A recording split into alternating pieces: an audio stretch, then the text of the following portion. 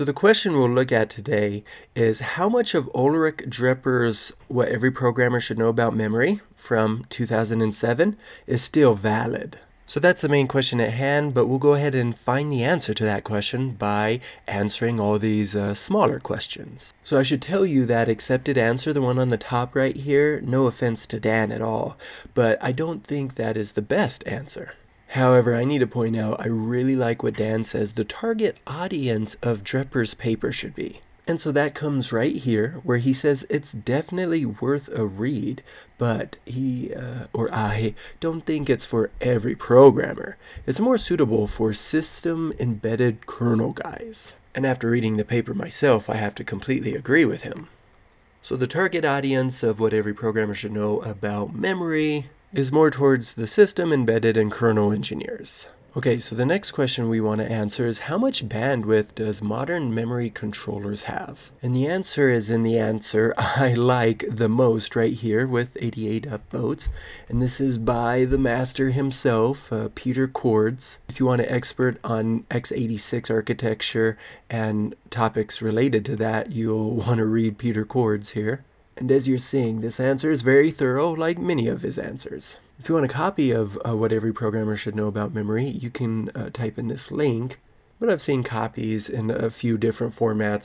They're all the same paper. So here we go. He starts by saying, this paper is still generally excellent and highly recommended by performance tuning experts, and I would have to agree with that. If you're studying any of these topics, that paper would be a great one to read. So SSE, it stands for Streaming SIMD Extensions. If you're studying assembly, C or C++ optimization. And here he's directing us to the x86 tag wiki so you can read more about the topic. He wants to point out, however, that Ulrich's article isn't x86 specific, so you don't want to walk into that paper thinking that. You're going to learn a lot. I have a series on the paper, but it quickly gets into the electrical engineer realm, not so much the x86 fan realm. So anyways, the question we're trying to answer is, what's the bandwidth of modern memory controllers? So we read in this sentence that the primary bottleneck for single-threaded bandwidth on modern memory core CPUs like Xeon is the bandwidth between memory and L3 caches. So that's a bit of a trick question because the big takeaway versus any actual numbers I want you to have, so you see here not memorizing numbers, the big takeaway is that it's a bottleneck. So to make the answer sound nice and professional, modern memory controllers don't have enough bandwidth to satisfy the potential between memory and the L3 cache, just they are the bottleneck. So do you get it? How much bandwidth? Not enough is the answer. Now the next question we want an answer for is running memory, remote memory for NUMA nodes recommended? So what is remote memory? Alright, so after searching for that term, we're not very far from where we were just at. He says, thus Ulrich's suggestion in 658, utilizing all bandwidth, about using remote memory on other NUMA nodes, as well as your own, is counterproductive on modern hardware. Just using context, that tells me, no, running remote memory for NUMA nodes is not recommended. He goes on to say where many controllers have more bandwidth than a single core can use, that is when it's not recommended. So that sounds kind of counter to what we were just learning, but the key is single core right here. Above, when we're reading about a bandwidth not being enough, bandwidth being the primary bottleneck, this is when you're running a program that is single-threaded, and it's a program being ran on a mini-core CPU, such as a Xeon. So that's why I emphasize the word potential right there in my answer. And let's brush up this answer a little bit by saying, in a single-threaded context, using a multi-core processor. So, like everything in technology, I guess the answer is it just depends. So, how much bandwidth does a modern memory controller have? Now I'm thinking the answer is sometimes enough, sometimes not enough. Going into the details would be beyond the scope of the purpose of these videos. So let's get a good answer for that next question. Is it recommended to use remote memory? You can imagine a situation where there's a net benefit of running multiple memory-hungry threads on the same NUMA node for low latency inter-thread communication, but having them use remote memory for high bandwidth, non-latency sensitive stuff. He says this is pretty obscure. Normally just divide threads between NUMA nodes and have them use local memory. Per core bandwidth is sensitive to latency because of max concurrency limits. See below. All cores in the socket can usually more than saturate the memory controllers in that socket. So my answer would be really generic. It just says, in general, no, using remote memory for NUMA nodes are not recommended. Using local memory seems to be the best approach.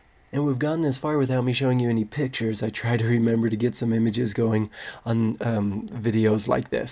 Essentially non-PowerPoint videos. Well, here's the man who wrote the paper, the very famous paper in 2007. So this is Ulrich Drepper. And since I was talking about NUMA, not the second emperor or second king of Rome after Romulus, we're talking about NUMA as a non-uniform memory access. So to look at that a little bit better with pictures, this might be the best picture I've found on NUMA. Here's a core of a processor, and part of what it needs to access is over here. The other part is over here. This is the non-local area since it's not directly connected. But this memory architecture is a pretty popular one. And in this picture, we're looking at a Sandy bridge, a Xeon E5 4640 Sandy bridge. And to learn more, I suggest going to the Wikipedia. But let me try to focus on our Stack Overflow question of the day. Coming up next, what would a professional like Peter Cord say about running a separate prefetch thread? So let's go find some prefetch thread stuff.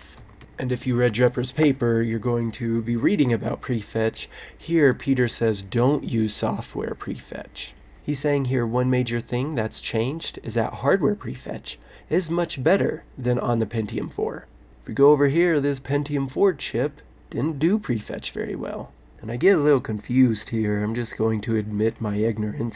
Why does it say Pentium 4 and it's on a square like this? Like, what is this PCB board area? I mean, I could tell that's a socket, but it just seems so strange right here. Versus over here, you're just getting a picture of the chip and that little PCB board layer that obviously takes you to this other side where all the pins are at. Anyways, let's go back. He says Intel's optimization manual describes some details of the hardware prefetchers in various levels of cache for the Sandy Bridge family microarchitecture. Ivy Bridge and later have next page hardware prefetch, instead of waiting for a cache miss in the new page to trigger a fast start. Now scrolling down just a little, the answer is really just right here. The usual advice these days is to remove all software prefetches from the old code.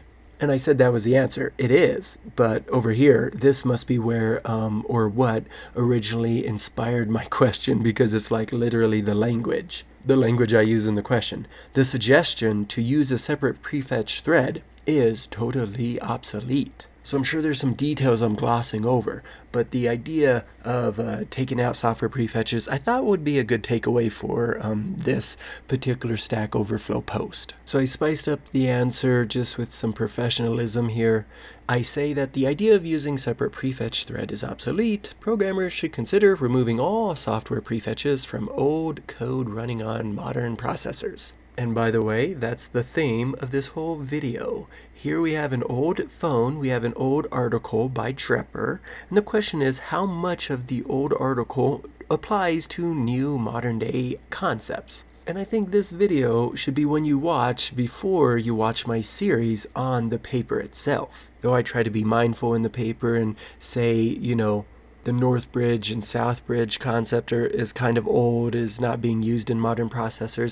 There's just some things I miss, and in this video I'm really capturing the difference between what's relevant and what's not. So we're almost done here. What's P4 stand for, and why is it so unique? That question is very related to the one we just answered. So the first time he uses Pentium 4 or P4, the word Pentium 4 is right in front of it. So using context clues, that's what we're looking at. So why is the Pentium 4 unique? Because it was the only processor where running prefetch was ever good. The Pentium 4, and it's unique because software prefetches is a good idea. Very simple. And out of curiosity, I wanted to see what year we're looking at. And it looks like these processors were first shipped in November 2000 until August 2008. So as of 1 year after the paper was published, and for me in 2019 right now, These Pentium 4s have not been produced for a very long time. But do you get it? They're probably still very common at the time of the paper, so Drepper is saying or talking about using software prefetches. When we go back to that series I did, just have to really watch out for any prefetch topics that come up. Now here's a number question that I like to avoid usually, but I think this one's good. What is the size of the cache line? And the first thing that pops up when I search for that word is cache line size is 64 bytes. And interesting, if you are utilizing AVX 512 bits, your line size will equal the vector width. And that's special because you can load and store an entire cache line in one single instruction. But let's just leave the answer at that. 64 bytes. And our last question of the day, and then we're going to ask ourselves what's the answer to the big question.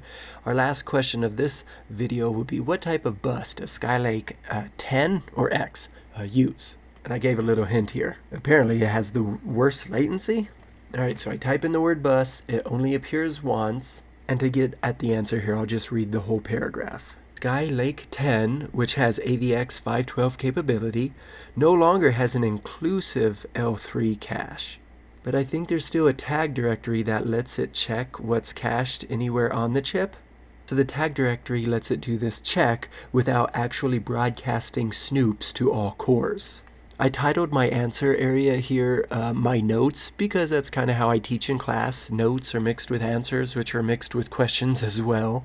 So I'm just going to ask the question like, what are snoops? I have no idea what he's talking about in the context of that sentence. But I think we can all understand the next sentence, which is the answer to my question about what type of bus it uses. It says that Skylake 10 chip uses a mesh rather than a ring bus. And this is being done with generally worse latency than the ring bus will give you. And this is in comparison to previous mini-core Xeons. So I'll put an exclamation mark at the end there just to drive home that this is the end of the video. There are a great many other details in this answer that, again, is beyond the scope of this video. But this thorough answer, more than any of the other answers, I think really helps us understand what is still valid in 2019. Let's go double check that when he answered this, just to see how current we are. Okay, you'll see an edit 2 days ago from the day that I clicked this link, which is today. It's August 2019. Now the original answer came in 2017, so you can bet that the answer is very modern. And so if we look at our answers here to the questions, these are all the answers as to what's still valid and what's still not valid. What's always been true, so what is valid, is that this paper is great for system embedded kernel engineers. Another thing that's still valid, the bandwidth, or the space between memory and CPU, that is the bottleneck of the entire system. Still true and still worth our study. What's not valid? Remote memory. We don't need it, we can do local memory apparently. Another thing no longer valid, prefetch. Let's not use that in software. If you're on an old Pentium 4 for some reason though, go ahead and use it. That'll be a great way to end today. I gave myself and people out there watching this a good question to go ahead and research to learn more. Maybe I'll find the answer on Stack Overflow and do a video on what snoops means. Thanks for watching, and I hope I'm giving you a pretty good interactive guide to the very valuable site, Stack Overflow.